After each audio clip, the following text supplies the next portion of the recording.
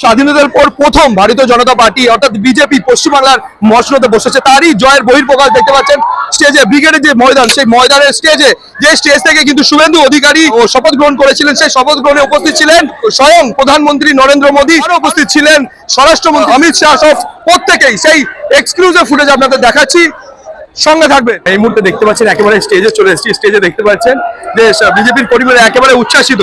তাদের বাংলার মুখ্যমন্ত্রী হলেন শুভেন্দু অধিকারী।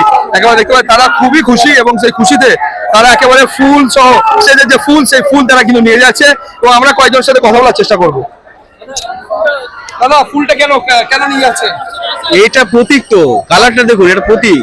হ্যাঁ, এটা ওই জন্য আজকে কতটা খুশি আপনারা? প্রচুর খুশি, এর বলে বোঝানো যাবে না।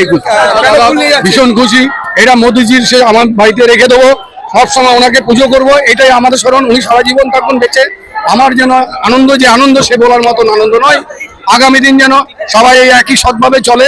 এই চোরদের যে রাজ্য করে গেছে, যা দুর্নাম করে গেছে, হ্যাঁ, বাংলায় সারা জীবন, এরা সারা জীবন সবাই মনে রাখবে। চোরদের রানী পালিয়ে গেছে, কোথায় গেছে সে, কোন ঘর থেকে গেছে, খুঁজে পাবে না।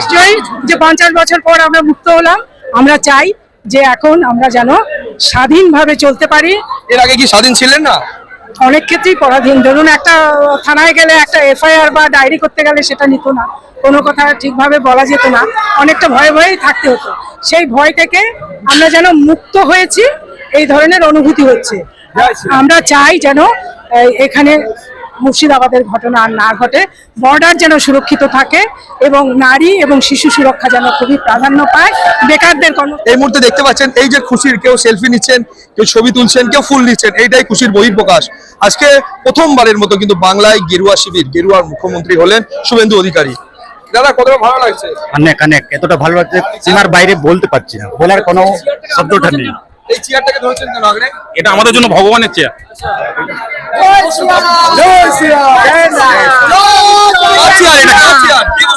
অমিত শাহজি আমাদের জন্য অনেক কিছু করেছেন, অনেক কিছু।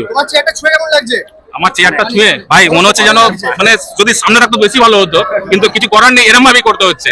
জাস্ট ছোঁয়া তো পেয়েছি, বাস এটাই অনেক। কি করবে? ফুলটা আংরা রাখবো, এটা বাড়ি থেকে রেখে দেবো। হ্যাঁ, এটা যতদিন ভালো করে রাখবো, যত্ন করে রাখবো, যতদিন না এখন শোকাচ্ছে ততদিন আমার মনের মধ্যে থাকবে।